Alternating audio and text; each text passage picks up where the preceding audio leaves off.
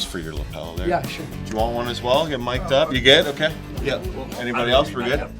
This is Golf Smarter. Cool. Well, let's do this thing. All right. So yeah, this is all admin stuff over here in this bay. So you still have more room to grow.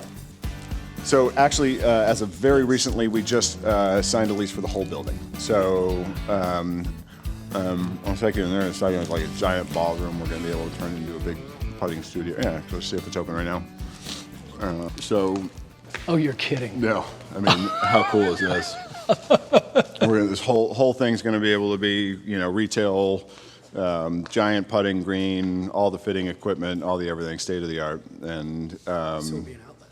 totally, yeah, absolutely. Well, it's funny, like we used to have an all hands meeting every morning, or I'm sorry, every week, Monday morning. When we first moved to Eugene, there was 12 employees at our first spot in a different neighborhood in Eugene. Right. Yeah, Monday morning, we all stand up and tell everybody what's going on or whatever, and then there was 30, and it was a little tedious, so it was every couple of weeks, and we'd all jam into a hallway and, whatever, and then the massive explosion in employment, over the last 6 months, we were doing it all hands, and we used to just do it in that hallway. And it got to a point where I couldn't see anybody, so now we need this whole room currently for all of our all hands meetings. So this ladder is actually for you to stand on to see everybody. I stand at the podium. They give me a microphone now. Oh my God. I never use it, but Yeah, I can't imagine you would.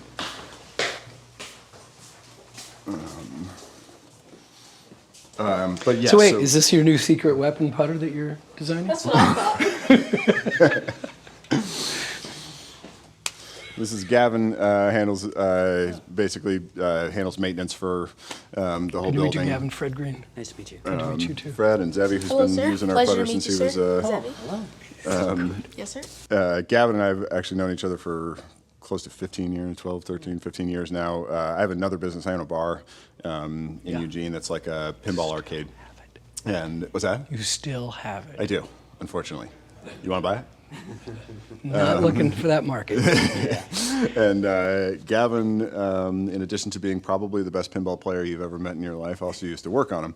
So he and I opened that place up together. Oh, wow. Yeah. Can't get away from that. Yeah. Very nice. So you must very be able to nice. read greens really well if you're good at pinball. Possibly, yeah. We'll see. I don't know.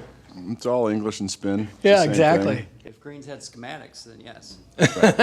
They do. They do. They do. They There's do. Green, there's green books now. Yep. But you know how like the rest of us play pinball, and it's like the whole object is just not to let it go down the hole. We don't actually consider that you can hit a target intentionally, with a pinball. Wait, are you talking about golf or No, pinball? pinball. Golf. Same thing. difference. We were able to actually build a community, beyond just being a bar. There's the local community, but also a larger pinball community Yeah. at hand too. Oh, I bet. Tournament players, and it goes on to national, international championships and stuff. So it's The been a beauty while. of being in a Gavin's- college town. He was the only one that very few people in the world can still repair the old electromechanical ones, like with Nice. the actual scoring reels and Yeah, stuff yeah. like that. You wouldn't know anything about this, but he probably does.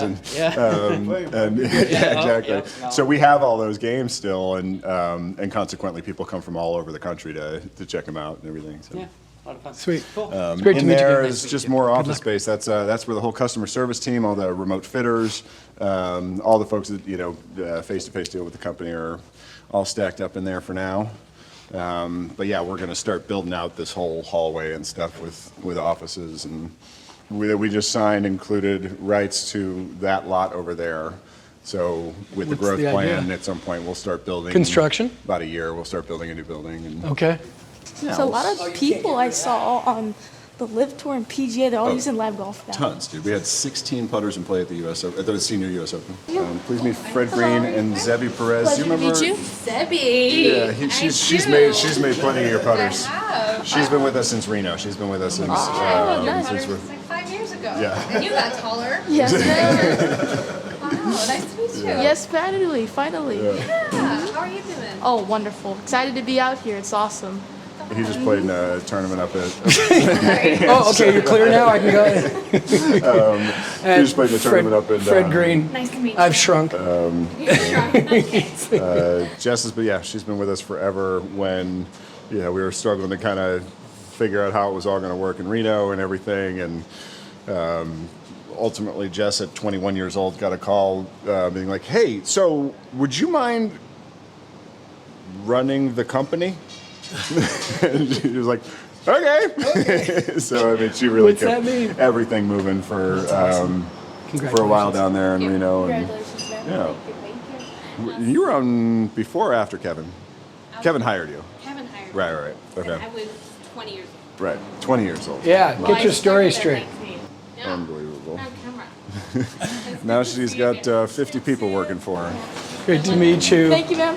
So the place was a fitness center. This was Of course it was. This was the ladies' locker room, and is now our R&D stand. This is where the design work gets done? This is all the design work. So in this room is both design and tour, R&D and tour. Let me see if Kevin's in. Hi. Fred Liam Greene. Bedford. Liam, Pleasure to meet you. it's great to meet you. After hearing your voice so much on the podcast Yeah. with Fire Pit, Okay. with Matt Janella. Yeah. Yeah. That was so much fun. We just drove up from Northern California yesterday. Okay. And listened to the entire series the whole time. How was it? It's the second time I've listened to it. Nice. Now it's research. Usually all you're doing is just find out some information, some tidbits for you hit. Right. That's it. Right. No, first time I had Sam on my podcast was 2020 or 19. Yep. So I've been obsessed with the putters. I think I just started working there when he was on it, because I remember when he told me about it, because when I was living in Australia, before I came out in 2018, there wasn't many golf podcasts around. And I remember when I was a cabinet maker back in Australia, working for my dad, and when I used to go install, I'd listen to Golf Smarter. Thank you. That was what I would do. So Thank you. when Sam reached out and was like, "Hey, I'd love you to look up with this guy," and I was just like, "You don't need to give me any introduction." to who Oh it my is." So God. it was really cool. I'm flattered. Thank you so much. No, it's That's awesome. amazing. It's awesome. I'm It's so still cool. around. How many episodes now? This week was 956 That's awesome. of a weekly podcast. Yeah. I've got 1,000 in sight. Yeah. I mean, it's just around the corner. Yeah, well, 19 years of doing. I started this a year and a half before the iPhone came out. That's what I mean. You were the only guy back in the day. I really was. Yeah. I really was the only one. Podcasts were cool. Well, they are cool now. It's pretty Exactly. amazing. People are like, ooh, you podcast. Yeah. Been doing that for a while. I mean, that's like the common thing. What TV shows, what podcasts do you listen to these days? Exactly. Exactly. It's awesome to have you excited about it. Well, thank you. Cool. Thank you. I'm just so excited. You were a B2 guy for a long time, weren't you? That was kind of cool, huh? Yeah. We made that for Nota Begay. Is that when you use a two-side putting? So that's what these are. Matter of fact, feels really good. Sometimes, Really? Is for switch hitters? Yep. Wow. sometimes he'll go to a Let's see if I tournament can make that. Putt left-handed. and no, and use still the copper. The B2. Nope. Yeah. B2. That's him. That was his design. Zebby, this is Liam, man. I don't know if you guys actually shook hands yet. No, sir. There he is. How you doing, sir? pleasure to meet you. Pleasure to meet you finally, sir. Miguel. Nice to meet you, Miguel. So Liam's the one that's been building your putters for the last 2 years. Awesome. Year and a half, Yes, 2 sir. years, something like that. Thank you. He handles all the tour guys, all the college kids, and everything like that. So, Awesome. yeah. Awesome. Once you get on the PGA Tour, he's going to be who you get your putters from. Sweet. Still. DF3 is amazing, sir. Thank you once again. Pretty good. That's why you moved out. It's pretty good. I've got used to because I started doing arm walk like that, and just kind of tinkering between the standard arm walk and kind of left hand low and stuff. But the putter roll's perfect. It's good to hear. How do you like the feel of the face? Oh, perfect. It's so stable. Like the greens I played at Pumpkin Ridge are so fast, right? So I could either make a 30-footer like it's tap-ins or just lag it close to putt. He was at sir. at Pumpkin for the underrated tour. Steph Curry's got a. DF3, yes. So that's why he's here. So they just played Pumpkin Ridge last 2 days, and it sounds like T20. We'll take it. We'll take it. We'll take it. How many did you see? Any other labs up in the field? Yes. Nice. About a couple people in the female division and the boys division all using lab golf. A lot of the Mez is Mez Yeah. and the B, not the DF3. Link. No, the DF3 and the Link. We have this tournament I was just telling you is going on out here. They had it last year.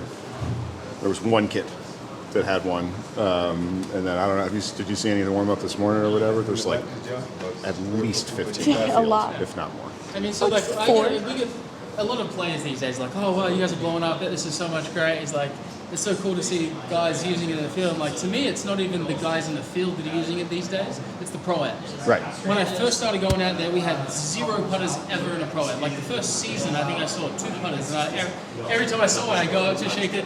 Thank you so much. Right. And now these days, there's 20. Yeah. Every pro-am. Yeah, Like the kids who train at my academy, where I go to, all of them have either the Mez or the Link 1. So we have, even the coaches too, they mess around with the Mez as well. None of them have it, and then he started. Making he brought the some mess. Right. And then everybody, you know how kids are. Yeah, Let me for see sure. that thing. Let me see. Next thing you know, about 4 people have. And then incredible article that shows that you guys are number 5 on the tour now. It came out, was it what? Consistently number 5, and then occasionally 3 and 4. Oh, is that right? Yeah, we've had numbers higher than Taylor made a handful of times on the Corn Ferry team, the Corn Ferry tour. Not the color. We were the second most used putter at the Senior U.S. Open. We were number 2. This one's nice. With the Champions Tour, you guys The went nuts green about one? that. So is that the Mez 1 or the Max? Any broom that you see with that head on is a Max. Is a Max, Yeah. okay. So the Max, that's how the Max happened, actually. So it was Liam's fault. So we made the Mez. Adam Scott liked the look of it, but the chassis for the original Mez 1 wasn't big enough to get enough weight in it. Okay. So Kevin blew it up a little bit so we could get 2 rows of weights in it. And then Liam was just screwing around one day and just made a conventional putter out of it instead of a broom. And everybody liked it better. So the Max was born. Interesting. I remember being so nervous after building it because I built it and it felt unreal, and I was like, I gotta show Sam this. And I was like nervous because I wasn't sure which way Sam was gonna go with it. I wasn't sure if he was gonna be like, why are you wasting your time? Making it bigger? Yeah, right. No, just building this small thing. I was like, Because it was already bigger. The head was already there. It was just Okay. only being used for broom. He was the first person to, put it on a shaft short, it conventionally. put it on And a short hosel and build it in a short conventional one. Yeah, and I remember just being so like, this could go either. This could go, the 50-50 chance this goes really well or really badly. And it went really well. So. Oh, good. Absolutely. Oh, that's our best-selling putter of all time. Well, really well or ignored. No, Yeah, right. Yeah. Sorry to interrupt you guys. Guys, this is Brian. Brian is our Brian? director Fred Greene. of R&D. Nice to meet you. Hello, This is sir. Xeve Nice Perez. to meet you, sir. I know who you are. You're awesome. Thank you. Thank you. Are you having a good time today? All right, I'm Oh, just yes, Yeah, sir. what does that say about Fred? I'm like, yeah. Fred, I mean, listen to Fred. Fred, you're fine. Okay. You're cool too. Oh, thank you. But he's impressive. Absolutely. I'm fine. You're cool. Yeah. Awesome. You're out here. Is this your first time here? Yes, sir. First time. He was playing in the underrated tour, Steph Curry's thing. Let me I'll take you guys kind of through the general process real quick. So we'll go in Kevin's office because Kevin's office is way cooler. So, like I mentioned, this was a health club, is what this part of the building was. This was the sauna, and that is now Kevin's office. Go ahead and take a peek in there. Oh, that's hilarious. And that's where all the original prototypes are, and so all the drawing and everything gets done. Concepts are done here, plans are made here. So after we've got pretty robust process involved in approving drawings and kind of figuring out which direction we want to go on design. But the coolest thing that happened in the last few years when we moved into this building is that we had enough space for our own machinery. And so as soon as we've got a design that we want to try, we go into this room. So as soon as we got this machine right here, our lives changed instantly. So this is what enables us to go from a napkin drawing to actually, having a putter that we can touch. So it's a 5-axis CNC machine. Our machinist is currently out, but Kevin does a lot of this work here. Wait, you mean to tell me after the logo debacle, you're still doing the napkin designs? Absolutely. That's how all good things start. And it wasn't a debacle. I want it to see was that the logo. I want to see that logo. I just was looking through my pictures and found it, and I sent it to Sarah. There it is. That's the original L.A.B logo. That's the ball sack. That's close. Everything's conceptualized, and then this machine poops it out, and we turn it into a putter. It's pretty sweet. The rest of the stuff is all actual production manufacturing. These machines right here are like itty-bitty tiny little versions of that. This is actually a 5-axis CNC. These little guys enabled us to go from when you first met Bill to actually being able to produce these somewhat consistently. So I mean, you remember you were there in the early days, right? When you get putters and Yes, you know how sir. they all kind of felt a little different? Yes. You know, even though they were supposed to basically be the same, and this one's heavy and this one's light and whatever, it was because where we located the hole, if you miss it by a 10,000th of an inch, the putter's going to be 20 or 30 grams lighter or heavier, depending upon what we need in order to get it balanced. When we found these things, it enabled us to drill holes precise enough to actually start making them consistently and fast. So that was a very, very big deal for us. So this is another 5-axis CNC machine. So you could still only make one club at a time. So this machine here is so big, and you can see, like, we can load in, 50 mez heads. So we're not actually milling the heads here. Okay. That's at a different machine shop about an hour south of here. Okay. When it's time to drill the holes per lie angle or whatever, they can load that up with 40 hosels, all to be drilled at 69, and zzz, shifts, and then, does it. So, no, they're not drilled one at a time like they used to be. But yeah, over on those other machines they were. You'd have to get one going, get it started drilling, and then you screw the next one on, and then you move that one off when the other one's done. I mean, it was crazy. Amazing. Amazing. This room's really fun. Sorry, guys, I have a tour coming through. Don't worry about us. We're just showing them the stuff. But it's still a does anybody have one that operation, can, right? This is how all the markings on the putters get made. I've seen it a million times. So yeah, check that out behind the screen glass here.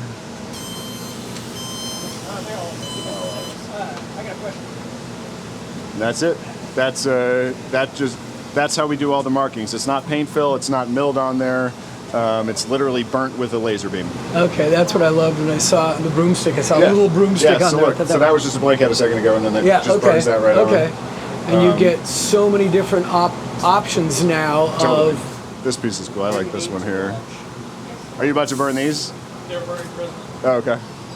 So right now, that's doing all these. Oh, okay. The laser's I love that. like literally melting the metal. It's burning these on there. And then we get into the production room. Let's see if Greg is back here.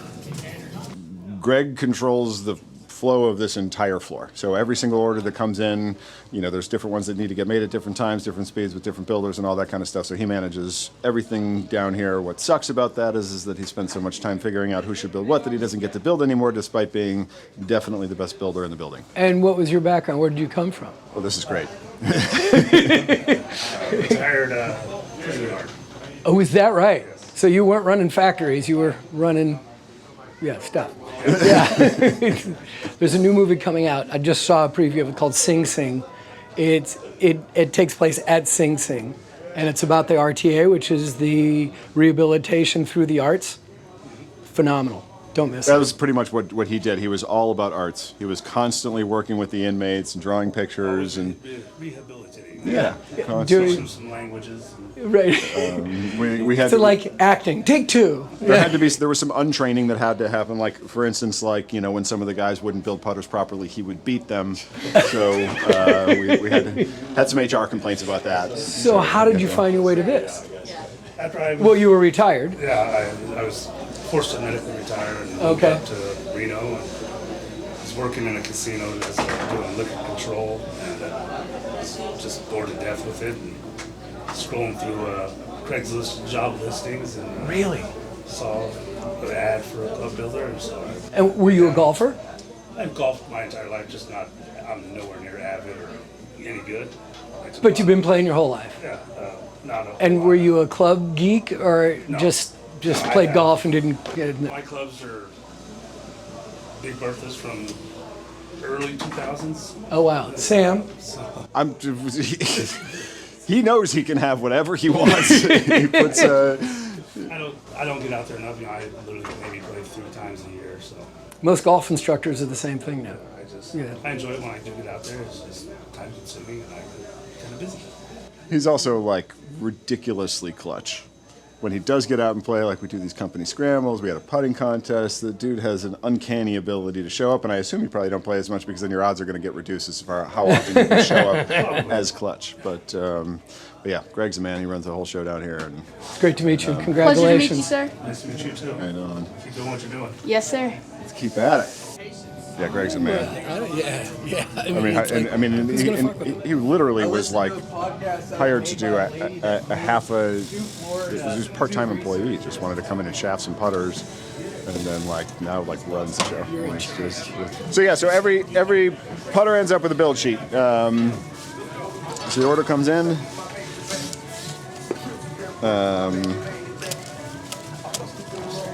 And each one of these steps has to be done by one of these folks. I mean, it's a big, long assembly line. There's so many custom options, so many different things that need to get done. And yeah, everybody's got to sign off on their particular, part of the whole build here. And it's more than anybody in the business does as far as the amount of options that we offer. Yeah.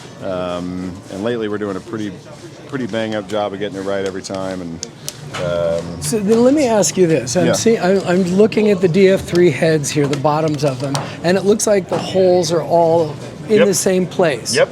And the holes are always in the same place. It's what differentiates each one of them? It's what goes in the holes. Right.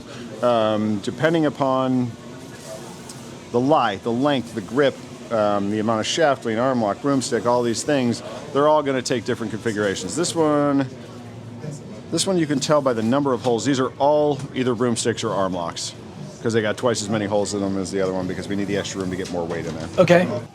So yeah, so after every putter's built, now it goes through a very stringent QC process. So all these tables out here are just to check putters. That's it. Everyone that goes out. Every single putter goes through. Actually, multiple people because, we had some, when we started doing really high volume, the monotony of going, we were starting to miss some stuff. So now two people need to check it and cross-check each other. And so how many people do you have doing QC on every? That's a good question. How big is the QC department right now?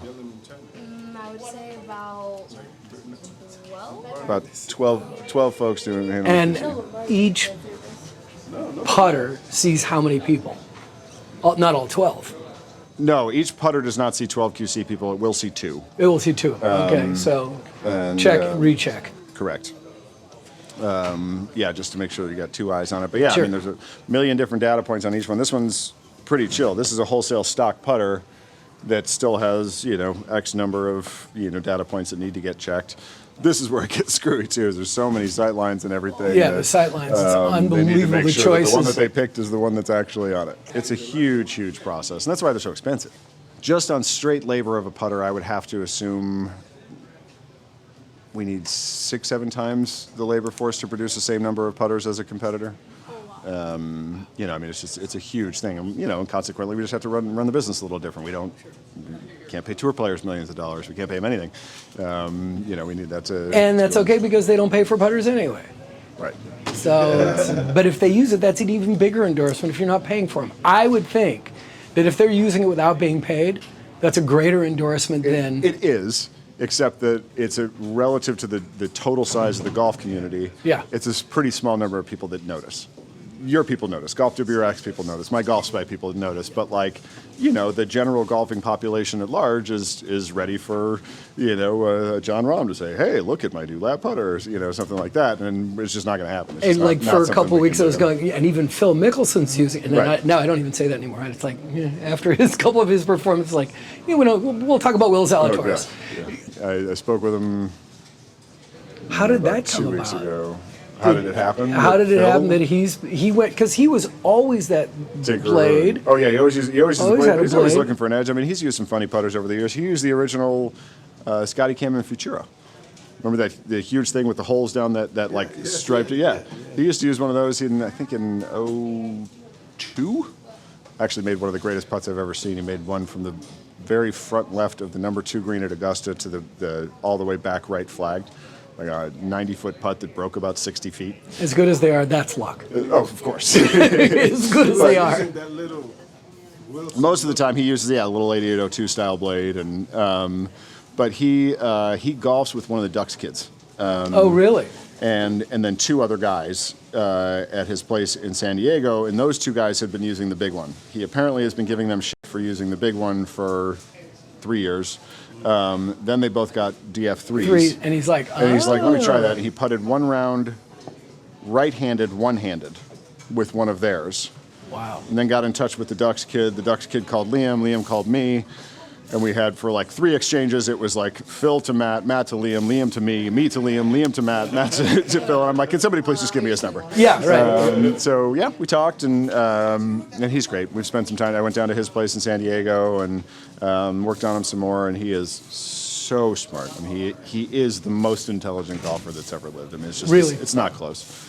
It's not close. I mean, there's And explain intelligent. I'm like, there isn't an aspect of any single shot struck ever that he hasn't considered to the nth degree.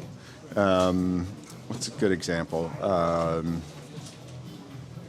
He talked about how, so most people don't like fade putts, right? You know, like right-handers don't like a left to right putt. no. Generally, we miss it low. So to give himself a bigger margin of error, he will lean the shaft away from the target, away from his line, basically effectively adding loft to the putt, so that, because most of us, what we do is we take it back and then we push it down towards the hole rather than, keeping it up left of the hole like we should. So when he pushes it, he's generally dragging the handle.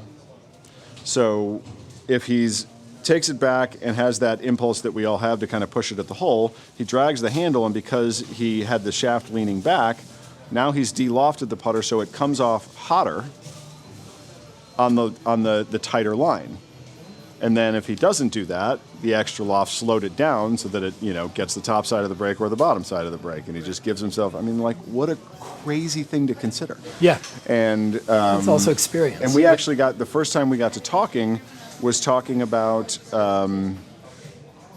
what I consider to be one of the best putts hit in competition history. So on the 71st hole of the PGA Championship at Kiowa, where he won, I don't know if you remember, but he inexplicably had been putting conventionally. He had his tiny little blade that he was using all week, and inexplicably went to the claw on this 4-footer for par that he had.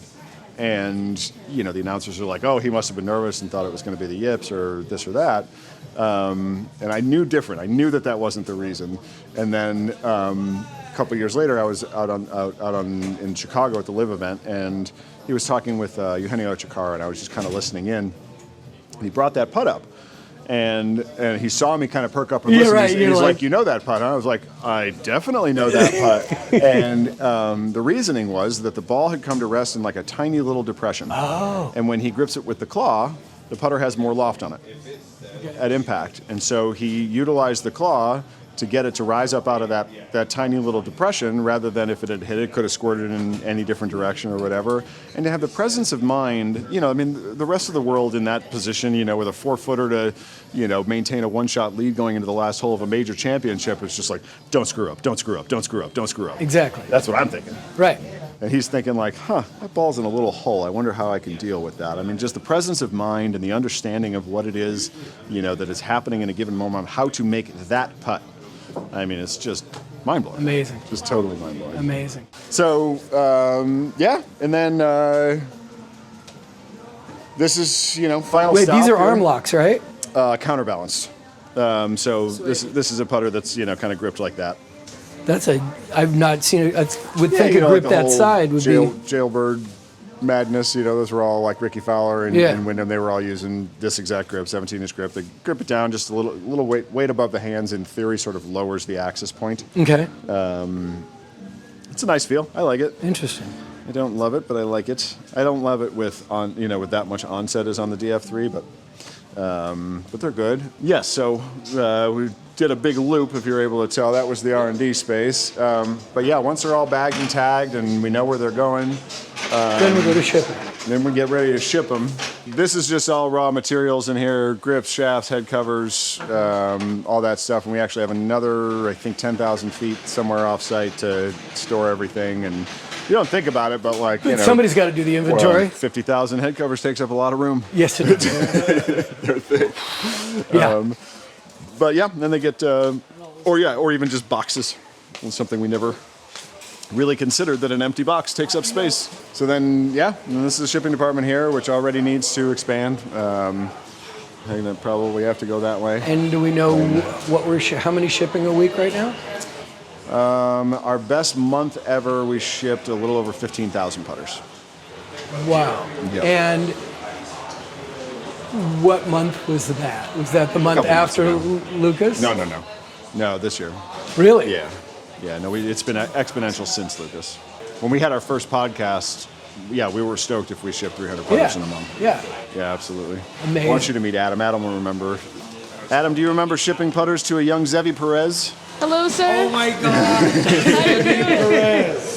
Sir, Great to see it your is daughter. a pleasure to see you, Well, man. pleasure's all mine, sir. Adam's been with us for a long time as well. He and I also worked together over at the bar I mentioned, with Gavin. And Oh, wait. and then Did you get COVID at that Christmas party? Did you remember our super spreader event at? I remember I interviewed you just after that, and you were telling me, like, oh, I had a combined company party. We had my bar and the lab people all had the company Christmas party at the arcade, and one person had COVID, so both of my two businesses were down for the count. Oh, my God, I remember that. But yeah, Adam's been with us forever, and he's definitely shipped a lot of your putters. He was everything that is going on in here was all just him. There was nobody else doing that, and including QC. Yes. Yeah. Wow. So I mean, he was QCing, shipping and receiving every single package that we had. So does it make your life easier that you have this large of a staff? Because now you have to manage everybody? Oh no, having good people is the key to an easy life here. Yep. Just making sure you manage and train your crew appropriately. They do all the work for you, make you look like a rock star, and it just leaves you room to take care of them and make them feel like a loving family. So is that the culture here? Is that what comes from here? Yes. Is how the culture Love, is unity, like? curiosity. Those are our company values. Say again. Love, unity, and curiosity. Unity and curiosity. Yes. That's awesome. Yeah, we think so. Not on the box, but Internally. internally, yeah, right, big exactly. meetings, Oh, and that's then great. when I say love, unity, curiosity, I was like, company values again. But, Mission statement. all right, let's get out of everybody's hair in Let me here. get back to it. Yep.